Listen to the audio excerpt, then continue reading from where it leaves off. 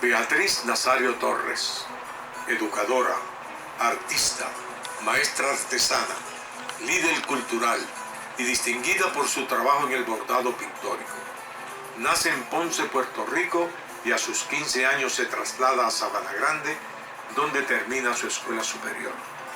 Sus trabajos como artista y artesana han sido estímulo para muchos artesanos y público en general a través de toda la isla, lo que le ha hecho merecedora de varios reconocimientos por distintas instituciones de orden público y cívico. Por sus trabajos en los tapices pictóricos, su identificación por los proyectos culturales, las restauraciones de las tallas de los santos de la Iglesia Católica y su dedicación a la obra cívica, el Centro Cultural de Sabana Grande, Dr. Manuel Quevedo Báez, Incorporado, le dedica, junto a doña Monserrate Montalvo, el primer Festival del Petate en 1979 y luego la edición número 14 del festival en 1992. En el 2008, el Instituto de Cultura Puertorriqueña le reconoce en la primera otorgación del primer premio a la excelencia artesanal a nivel nacional. Su obra pictórica ha sido expuesta en varias universidades, centros culturales y en el Museo de Historia Sabaneña. Entre las entidades que han reconocido su aportación artística está el Premio Flor de Maga por el tapiz folclor puertorriqueño, otorgado por la Hermandad Nacional de Artesanos en el año 1981. Se le dedica la Feria de Artesanía del Tercer Congreso de Creación Femenina en el mundo hispano, lo que la mujer aporta a la cultura en el Nuevo Mundo, celebrado en el recinto universitario de Mayagüez en 1992. En 1995, en Sabana Grande, se le dedican las fiestas patronales en honor a San Isidro el Labrador. En 1996, los Centros Culturales de Puerto Rico, adscritos al Instituto de Cultura Puertorriqueña, le dedican su asamblea de delegados, celebrada en el pueblo de Guayanilla. El Centro Cultural de Ponce, Carmen Solá de Pereira, y el municipio de Ponce, en el 2003, le dedican su Feria de Artesanía. En el 2004, en reconocimiento a su obra, el Distrito Echén de Puerto Rico le otorga el Premio Borinquen. En el 2005, el Club Echén de Sabana Grande le premia con el libro Hazañas Doradas. Es seleccionada maestra artesana por la Compañía de Fomento Industrial, División de Desarrollo Artesanal, en el 2008.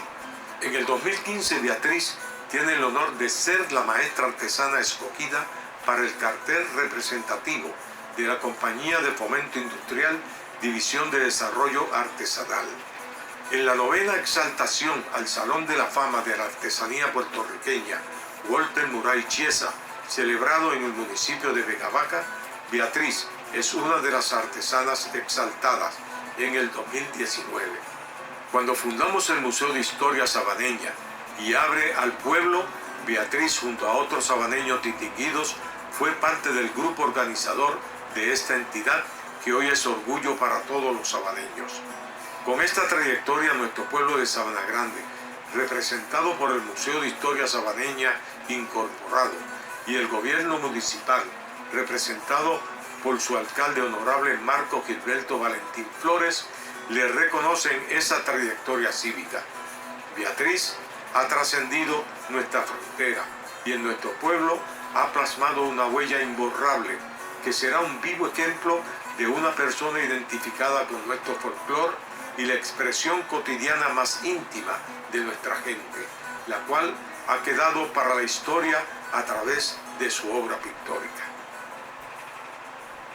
¿Dónde nace Beatriz Nazario Torres? ¿Y qué recuerdo tiene de esa infancia? Yo nací el 13 de noviembre de 1931, había leído 2 meses para los 90, en Ponce. Y yo vivía en la calle Betances, ahora se llama calle Costa. Y esa calle era una calle recta que iba directamente al río Portugués. Y ese río en mi memoria ha sido lo más bonito porque tuve que cruzarlo varias veces de madrugada a buscar la comadrona para mi mamá. Porque en casa nacieron 11. Yo era la número 2. Yo era la número 1, 12. Yo soy la mayor. La familia extendida. Iba a buscar la comadrona y ella atendía a mi mamá. Yo tenía que ayudarla. Y con mi mamá también, como era una época de tanta pobreza que había, estoy hablando de los años 30, 40, nos íbamos con la petaca. ¿Tú no ves una petaca? Una petaca es una yagua de la Palma Real que se mete la ropa y la cargaba debajo del brazo. Echaba una caneca de café negro dentro con un canto de pan viejo y a lavar el río. Y ahí era que lavábamos y recogíamos el agua para lavar la casa, y para agua de tomar teníamos que ir a una pluma pública en ese entonces que había cerca de la escuela que yo hice mi primer grado. Ahí se hacían las filas enormes para coger latones de agua. ¿Todavía existe esa escuela? Sí, todavía está ahí. ¿Cómo se llama? Concha Clavel, Escuela Concha Clavel. Creo que está ahora como para algo de niños, pequeñitos, algo así. Y el latón de agua había que cargarlo en el cuadril es esto aquí, en el cuadril o en la cabeza, y llevarlo a la casa. Se botaba más la que lo llevaba que por el movimiento de uno caminar. Allí tenía que buscar carbón, buscar leña para el uso diario. Las lluvias eran terribles en ese entonces. Y también cuando iba a la escuela, fui a la primera escuela Concha Clavel, al primer y segundo grado. Pues de la Concha Clavel pasé a la escuela Castillo, que quedaba al costado del parque de pelota de Ponce. Después de ahí pasé, ahí fue cuarto y quinto. Después pasé a la Morel Campo, que quedaba al costado del Teatro La Perla. Ahí fue sexto grado. De esa escuela pasé a la McKinley, que era séptimo, octavo y noveno.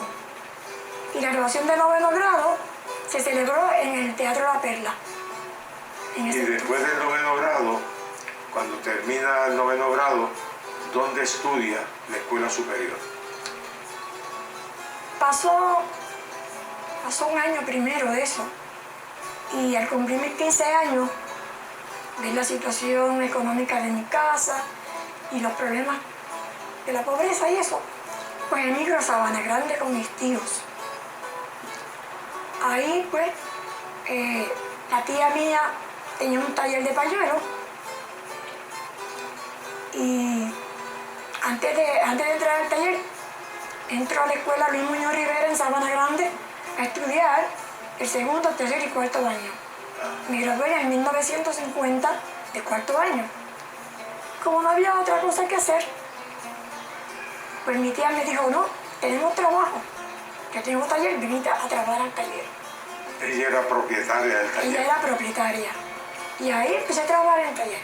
Luego ya para los años entre 49 y 50, pues empieza a decaer los talleres aquí, empiezan a cerrar uno y otro. Pero todavía quedaba doña Esperanza Castillo y la bonita Collazo, que tenían todavía talleres. Pues yo trabajé con doña Esperanza y con la bonita, por poco tiempo. De ahí, cuando yo cumplo los 25 años, es cuando yo me caso. En 1955, con Carlos Juan Sanabria, y tuve 2 hijas, tuvimos 2 hijas, nuestros tesoros, Rochi y Vivian. Y en el 1968, ya Carlos estaba terminando la maestría, y ahí fue cuando él me dijo, tú tienes un buen promedio, puedes irte a estudiar. Y me fui a estudiar a la Universidad Interamericana en esa época. ¿Y qué estudió en la Universidad Interamericana? Allí empecé en Bellas Artes. Siempre me gusta el arte. Y admiro la naturaleza porque la mejor maestra de arte es la naturaleza. Esa es la mejor que hay. Observar. O sea, su concentración fue en Bellas Artes. En Bellas Artes. Y cuando termina la universidad, ¿Cómo comienza su vida profesional? Es que hay hay una introducción allí de que dentro de la misma de los mismos estudios de bachillerato de Bellas Artes, los mismos maestros de la universidad me reclutaban para yo dar otras clases. Por ejemplo, en economía doméstica me reclutaron, yo estaba ya casi llegando al cuarto año de bachillerato, para yo ir a clase a unas jóvenes de economía doméstica de la máquina de coser antigua. Ahí empecé. Luego una maestra de la Interamericana, que era la que daba las artesanías, Genoveva Comas, también, ella se fue de vacaciones y necesitaba una maestra que cumpliera con un programa que había de artesanía. Y me reclutaron para eso. O sea, quiere decir que mientras era estudiante pudo también ejecutar exacto. El trabajo en la máquina de coser. Pero sigue. Para enseñar a otros estudiantes. Exacto. Pero esto siguió, la cadena sigue. Porque al yo terminar y ser nombrada maestra en hormiguero de escuela pública, seguí, porque la directora del departamento de arte, que era Naomi Luis, ella entra entonces a hablar con la superintendente de escuela de hormiguero, porque ellos iban a crear un laboratorio para los estudiantes de práctica. Y me escogen a mí para que yo fuera la que tuviera ese laboratorio. Lo tuve por 14 años dentro de la escuela. Las practicantes le daban clases a los niños, pero yo tenía que darle a ellos la nota por lo que ella hacía con los estudiantes. Viendo la Interamericana y viendo a ella, como yo desarrollaba ese proyecto, me recluta el Departamento de Bellas Artes, empieza a reclutarme a mí como maestra instructora. Después de las 3 de la tarde. Yo salí a las 3 de la escuela pública, entraba a la universidad a las 3 y salía a las 7 de la noche. Yo daba por 2 ocasiones de educación artística y de artesanía y de joyería. De joyería, porque yo ya tenía unos cursos que había cogido fuera de Puerto Rico que me dieron la oportunidad de desarrollar eso en la universidad.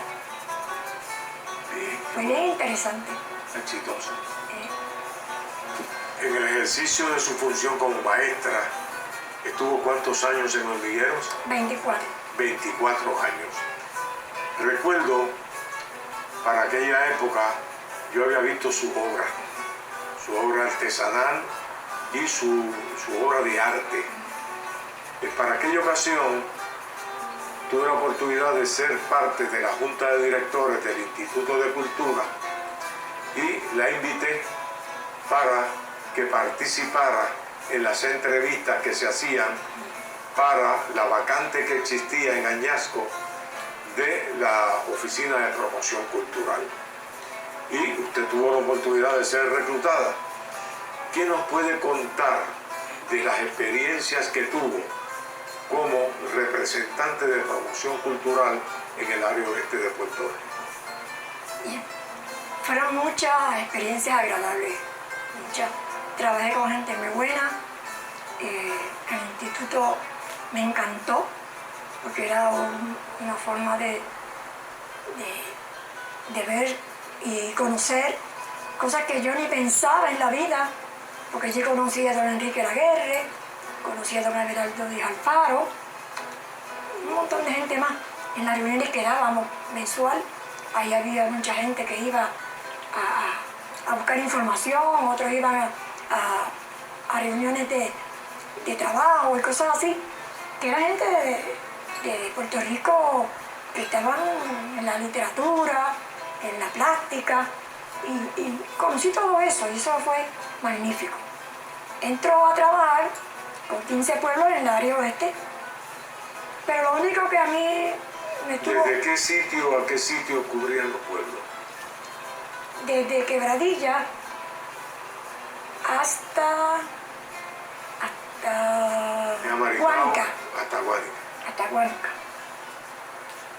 Bastante aguacero que cogí por esa carretera de noche. Pero mi esposo me acompañaba, gracias a Dios. Y ella se había jubilado. Y la cosa era que todos los centros estaban trabajando, pero muchos nominales y no físicos. Había que buscar en la comunidad lugares para hacer todas las reuniones y todo lo que había que hacer. Yo traté de arreglar todo y buscaba gente que nos llevaban a sitios donde tenían lugares, habían salas, habían patios, había de todo para uno poder sentarse y hacer una reunión en la calle. ¿Y todos los pueblos que cubría tenían centros culturales o tuvo que formarlo? Tuve que formarlo. Pero yo me pasaba inyectando la idea para que ellos pudieran desarrollar cosas en la comunidad, porque no solamente es un teatro, no solamente es que traigan algo de afuera, usted lo puede crear también allí con su propia gente. En el desempeño de sus funciones como representante de promoción cultural en el oeste, ¿qué actividad recuerda que le dejó una huella luego de haberse retirado? Yo tuve muchas experiencias muy agradables dentro de mi trabajo como representante de promoción cultural con mis 15 pueblos. Y uno de los proyectos que se inició en Las Marías, después que yo salí, yo le había dicho al presidente, que le di la idea de que Las Marías tenía la China, producción de China, y qué mejor que hacer el Festival de la China. Y creo que a los años se logró. Pero ese día se la di yo cuando yo trabajaba con ellos. Y me alegré mucho cuando después se logró. Otra oportunidad fuera de Cabo Rojo, que se hacían actividades en la plaza de Cabo Rojo, y se hizo una actividad de poesía, que me acordaba de las poesías de José de Diego, porque las llevaban los jóvenes de la escuela elemental, la maestra, y aquello fue una cosa preciosa. Fue un proyecto muy bonito, porque yo me pasaba insuflándole a los maestros y al centro, a la gente que iba al centro, de actividades que se podían hacer a nivel de pueblo. No estar esperando que nos trajeran nada de afuera. Y que participaran los estudiantes, participaban los estudiantes, todo. Conferencias, habían la poesía coreana, que costaba tanto, y así por el estilo. Y fueron muchos los pueblos que hicieron mucho trabajo. Con las ideas que yo les daba, ellos las aceptaban, las desarrollaban y se quedaron. Y dentro de toda esa gama de actividades, esa experiencia tan rica, ¿qué actividad recuerda que le ha dejado un impacto para toda la vida? La actividad que se dio en Sabana Grande, Sí. que trajo el señor David Valentín, que la trajo a Sabana Grande, y esa actividad fue un homenaje a don Enrique Laguerre, que yo le ayudé y participé para que fuera una actividad gloriosa como fue. Recibo con humildad la mención mía. Está bien. Eso fue una gran actividad, Claro. y fue muy memorable. Y se celebró en el sitio que se llamaba La Máquina. La Máquina. El pueblo se vació allí. del Toro. El pueblo se vació allí. Y todo lo que lleva allí, comidas, bailes, Y los todo. centros culturales de toda la región. De toda la región. De toda la región. Y lo último que ya a raíz de, ya iba a llegar el año 92, que fue cuando me dedicaron, todos los centros culturales se reunieron y me dedicaron a la asamblea.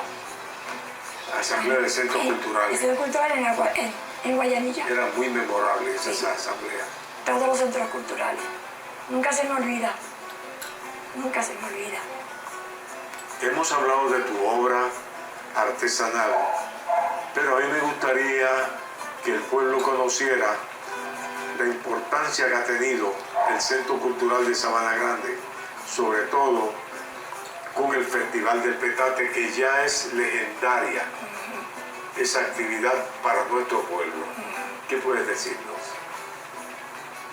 Pues, puedo decirte que sorpresivamente el primer Festival del Petate, que fue en 1979, se me dedicó a doña Monserrate y a mi persona, Eso es correcto. que me sorprendió Yo bastante. tuve la oportunidad de ser el presidente para esa época. Exactamente. Al yo pasar por esa experiencia, pues ya yo tenía conocimiento de los centros, porque yo fui presidenta en el 1972 del Centro Cultural de Sabana Grande.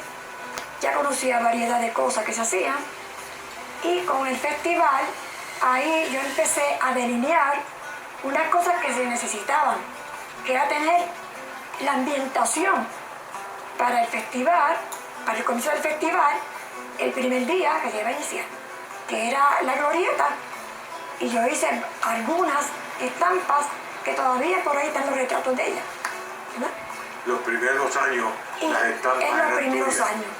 Luego entonces, ya íbamos por ahí como por el número 10 o 12, como yo tenía el pueblo de Maricao, que lo atendía, y veía la misa que daban allá, dándole gracias a Dios por los productos de la tierra, yo pensé, ¿y por qué no darle en Sabana Grande también la misa del petate, que fue un producto que sirvió para una familia vivir de eso? Y el producto de la tierra también. Y hablé con Padre Latre, que fue el sacerdote que empezó en el 1979 con el festival. Y allí Y era tengo ahí. que recordar la participación activa de Antón Santi, Sonia Rodríguez, Sí, que siempre Sí. eran bien consecuentes, Will Francis Santiago, exacto. que tocaba en la misa, Sí. y se dio una misa que fue única, Y sí, se sigue dando. Se sigue con unos cambios. Hay unos cambios que se hicieron. Y fue magnífica Y esa yo experiencia. creo que también tengo que recordar la importancia que ha tenido la Feria de Artesanía como parte esencial del Festival del Petate. Ah, sí, ese punto es bien importante que trajiste. Pues allí, cuando se iba a iniciar la feria, como me tocaba a mí, pues yo siempre buscaba a un artesano, que era el que hacía los guamos, fotutos, que utilizaban los indígenas para sonar cuando había las crecidas de los ríos de un lado a otro. Ese era el medio inalámbrico de aquella época. Y eso él lo sonaba en el festival. Y yo le decía, suénalo cuando nadie te vea. Cuando él lo sonaba, parecía un barco llegando a puerto. Porque Era eso un suena. caracol grande. Suena. Y él lo prepara, ese señor que vive ahí en San Germán. Y es enorme, pesa. Y él lo tocaba y eso era fabuloso. Y la gente que estaba allí, que eran artesanos de otros pueblos, se maravillaban. Y yo, ¿pero qué es eso? Y muchos después Y decían, definitivamente el festival ha tenido a través de la historia y su desarrollo unas escenas que son inolvidables exacto, y únicas, para el desarrollo y histórico de únicas, Sabana Grande. y únicas, Y únicas. que no se han visto en ningún otro sitio. En el 1992 tuvimos la oportunidad de trabajar juntos en la restauración del altar mayor de la iglesia de Sabana Grande. Y tuvimos también el privilegio de tener uno de los restauradores del Museo de Arte de Ponce, conocido por Archie, que trabajó junto a nosotros, y el equipo que formamos. ¿Qué tienen que decirnos sobre eso? Pues se me reclutó a mí también para ayudar a poner el oro que había que ponerle al altar, y fueron 9 meses que estuve yo trabajando con Archie para poner todo ese oro de la iglesia, que eso fue donado por el Instituto de Cultura Puertorriqueña, creo. Eso Sácame de la tuvimos duda. la oportunidad de que don Ricardo Alegría nos apoyó. Yo tuve la oportunidad de visitarlo junto al padre Ángel Latre para que nos cediera las columnas, los copones y las bases de columna, que había dos entonces que son originales. Él, al ver el proyecto, nos apoyó cediendo el material que tenía en el instituto y trató de conseguirlo y nos lo consiguió, el apoyo de don Miguel Hernández Agosto en el dinero como una muestra del trabajo del quinto centenario. Pues se llevó a cabo muy bien, terminando en el 1993. Que Exactamente. fue entonces abierto al pueblo para que el pueblo viera. Devolvimos la obra de original Original. de Tiburcio Espada, Exacto. una obra que llevaba 200 años. La recreamos porque se habían perdido muchas de las piezas, pero pudimos hacerla con la intervención del arquitecto Carlos Ralán, que hizo el plano, Exacto. y otros sabadeños que se unieron a nosotros en la construcción. Tony Rodríguez, Tony Rodríguez. tu esposo Carlos Carlos Sanabria, Sanabria fue parte también. trabajamos, todos lijamos, Era un todos equipo, pintamos, era un equipo. todos montamos. Exacto. Y un artesano del área de Moca que hizo las piezas en caoba. Exacto. Lo único era que yo tenía que estar encerrada porque para poner el pan de oro no puede haber aire. Tiene que tener una mascarilla para no respirarle porque se huele en el aire, se pierde. Pero fue bien interesante el trabajo que yo hice, que me ha perdurado para toda la vida. Y el recuerdo importante hoy, unas décadas después, es que todavía adornan esta iglesia. Exactamente. Doña Beate,